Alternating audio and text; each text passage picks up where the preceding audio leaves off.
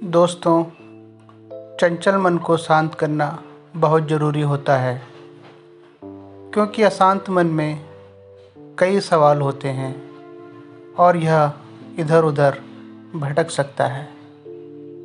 गौतम बुद्ध मन को शांत करने के आयामों के बारे में बताते हैं। हम सभी जानते हैं कि व्यक्ति का मन बहुत चंचल होता है।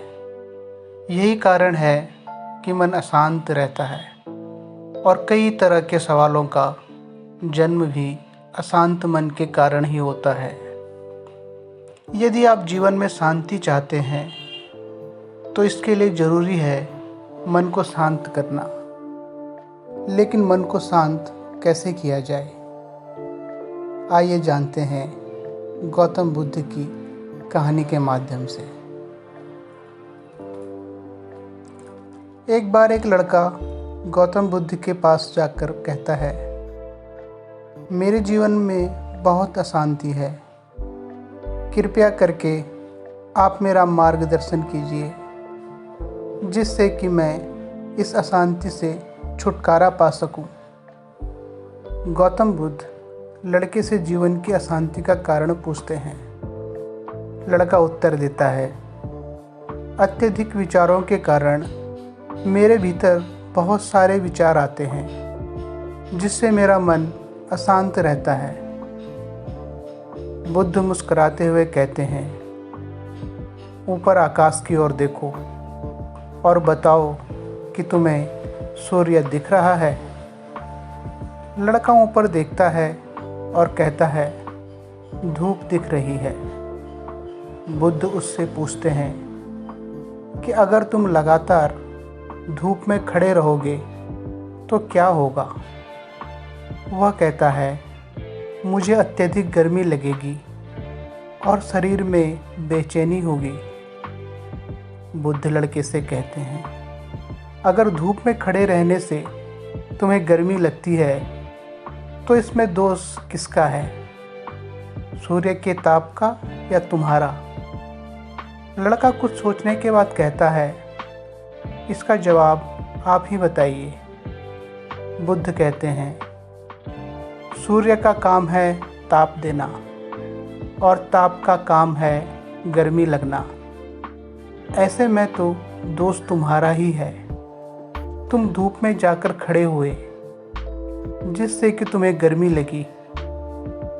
तुम्हें अगर शीतलता चाहिए तो तुम्हें छांव में रहना होगा। ठीक इसी तरह चंचल मन का भी स्वभाव होता है विचारों और भावनाओं को जागृत करना। विचार क्षण भर के लिए होते हैं, लेकिन विचार से पैदा हुई भावनाएं देर तक टिकी रहती हैं। लेकिन यह निर्णय तुम्हें लेना है कि तुम्हें विचार और भावनाओं के साथ चलना है या अलग दिशा बनानी है।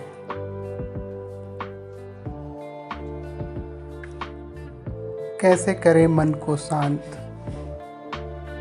बुद्ध कहते हैं, मन को शांत करने के लिए तन के आयाम पर काम करना सबसे आसान तरीका है।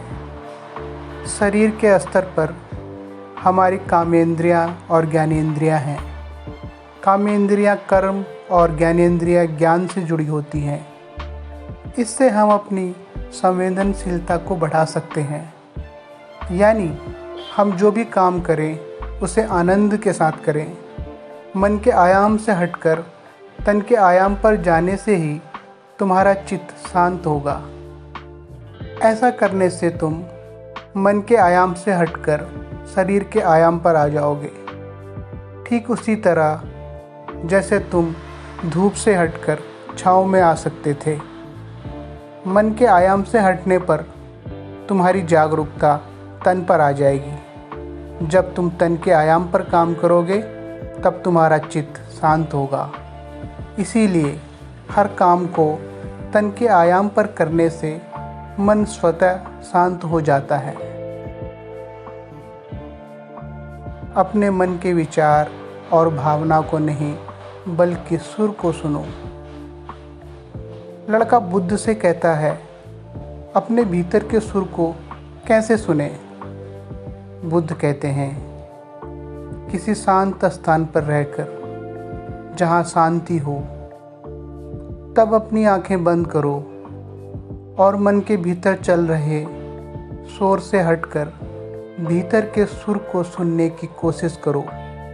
सुर निरंतर चलता रहता है, लेकिन बाहर के शोर के कारण तुम अपने मन के भीतर चल रहे सुर को नहीं सुन पाते हो। जब तुम अपने दोनों कानों को अपने हाथों से बंद कर दोगे, तभी मन के सुर को सुन पाओगे और इस तरह तुम मन की अशांति से दूर हो जाओगे और तुम्हारा मन शांत हो जाएगा। धन्यवाद दोस्तों, उम्मीद है आपको ये कहानी पसंद आई होगी।